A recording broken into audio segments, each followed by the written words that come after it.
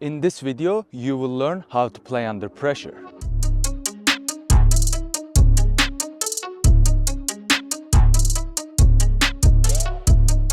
I can guarantee you 99.9% of the time when you're playing the game, you will be under a lot of pressure. The pressure that you're under on will really depend on what position you play. So if you're playing winger or defensive roles, you're not going to be as much pressure as you would be when you're playing the center mid, attacking mid or striker position. And trust me, when you are playing these positions, you will be under so much pressure that you almost feel like you can't breathe on the pitch. But how can you learn to play under pressure? Obviously, improving your first touch and vision will definitely help you come out of those tight spaces or when you're under a lot of pressure from the opposition. I think it's more important that you learn how to come out of the pressure so you are not under pressure anymore. Yes, you will be under pressure, but once the opposition tied to your back, if you are a very talented player who has great vision, who has great touch, you won't be able to turn, you won't be able to breathe, you're just gonna have to play simple, and this is gonna frustrate you. Because as a talented player,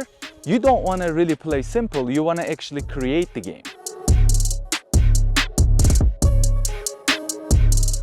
In my opinion, a good player is not the one that knows how to play under pressure, but I think a good player is actually the one that knows how to come out of that pressure to create space for themselves.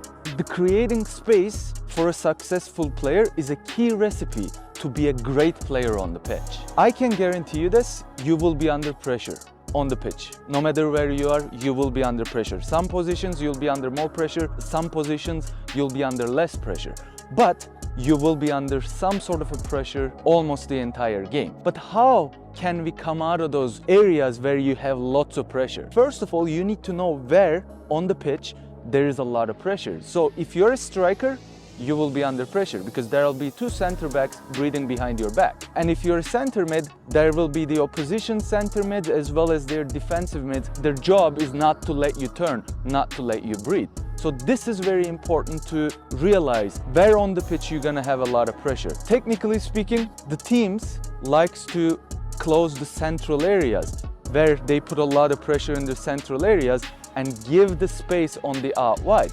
And this is what's important to realize, because as a center mid, attacking mid, you're gonna have to drop deep sometimes to create yourself that space or open up wide a little bit, almost where your winger is, but not quite, because you also wanna give a space for your wingers to receive the ball. Ideally, you would drop deep, create that space, and this is the great part about this. When you drop deep to receive the ball, creating space for yourself, if the opposition is still following you and still not letting you breathe, this is a good thing, because now you created a space for your teammates to actually receive the ball. And that's the key to a successful player, because you're not only thinking for yourself but for your team. How can you create the space for your team? Sometimes you'll have to come out of the space, create the space for yourself, but at the same time you're coming with the idea, okay, I'm coming to this position, now my other teammates can receive the ball centrally and there is one less of a man in the central areas for my teammates to receive the ball. You need to find these clues, hints that will help you on the pitch to realize, how can I make this happen? How can I come up with these solutions to help my team out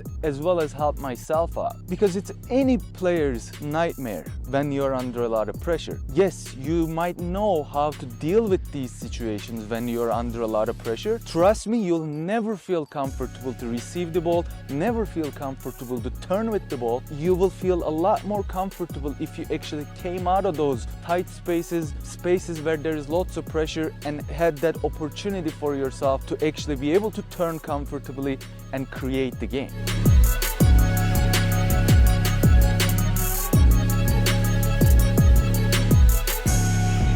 Because think about it this way, you're a very talented central midfielder or attacking midfielder, and you are about to receive the ball in the central areas, but there is pressure behind you and you did receive the ball. Now you can't turn back, because in a dangerous zones like the central areas, you can't really turn, you can't really take too much risks, because if you do, if the oppositions win the ball, now they are counter-attacking and threatening your team. Then it forces you to play simple back to your teammates, and this is very frustrating for talented center mids to actually do. And yes, there is a place and a time to play simple and to take risks, but more importantly, you need to find those gaps where you are comfortably receiving the ball and turning with the ball, lifting your head up and finding your teammates. As a striker and attacker, most likely you'll be under pressure the whole time, and there is not really much room, much space for you to actually come out of those spaces where there is lots of pressure. So your basic job is already to have the opposition in your back,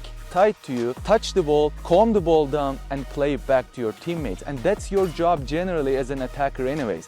And then make your run after you lay it off to somebody else. You don't have to worry about as a striker to come out of those tight spaces, pressured spaces too much. As a center mid or attacking mid, it's very important to actually learn to come out of those pressured spaces and create the space for yourself as well as for your teammates. Being able to do this most likely will determine whether if you can survive this position, whether if you're cut out to play this position or not. So if you don't think you can do this after working hard at it, that means you might not be a good candidate to play the center mid or attacking mid position. Maybe you might need to go to the width of the field playing as a winger, or you might have to drop to play as a defensive mid, because generally defensive mid gets a little less pressure than the attacking mid or center mid, unless the opposition decides to press high, or opposition is a kind of team that presses really high. But when this happens as a defensive mid, yes, you get a lot of pressure, but then that opens up a little more space for your center mids or attacking mids or strikers to receive the ball. This all have a time and a place, but I think if you don't think you're cut out to play as a center mid or attacking mid, or if you're not good under pressure, if you can't come out of those places to create the space for yourself, it's better to play as a defensive mid for you, because it's more comfortable and generally a calmer position to play compared to the attacking mid or a center mid. There are a few exercises, few drills that you can do to actually practice coming out of pressure as well as play under pressure. If you don't have any friends that can help you with, couple of friends actually, that can help you with, you can set up these cones like a box. You can be at this one of the cones, and then as your friend passing the ball to you, now you can actually sprint to the next cone to receive the ball. Don't be stationary when you're receiving the ball at all. This doesn't mean you're under pressure or not. You should always move towards the ball to receive the ball. This will help you a lot when you're playing the game, especially if you want to move to the next level. 1, 2, 3, 4. 4.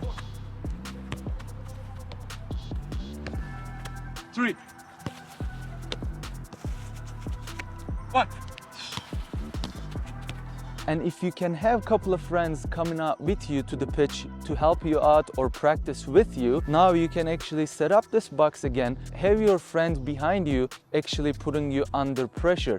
And now you're sprinting forward to receive the ball, trying to get away from the pressure from the friend that you have behind you. These are very important drills, and this will really help you to improve, to work under pressure. As you're doing these drills, also sometimes try other things. Try to turn with the ball when your friend is putting pressure on you, because this gives you the unpredictability. Don't always try to sprint to the other cone, but kind of come towards the ball, receive the ball, and try to turn with the ball when you're under pressure. You will notice how hard it is and how hard it will be to do this. Always better to come to a different place, sprint to a different location to receive the ball, come towards the ball, shorten that distance that you have with the ball and yourself. So learn to play under pressure, but more importantly, learn to come out of the pressure, to give yourself that space.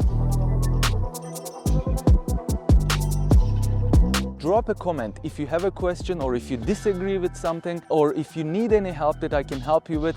And trust me, I always answer my comments, I always answer your questions. If you enjoyed this video, please drop a like, subscribe to my channel with the notifications on. You can also find my playlist right over here. Thanks for tuning in. I will see you next time.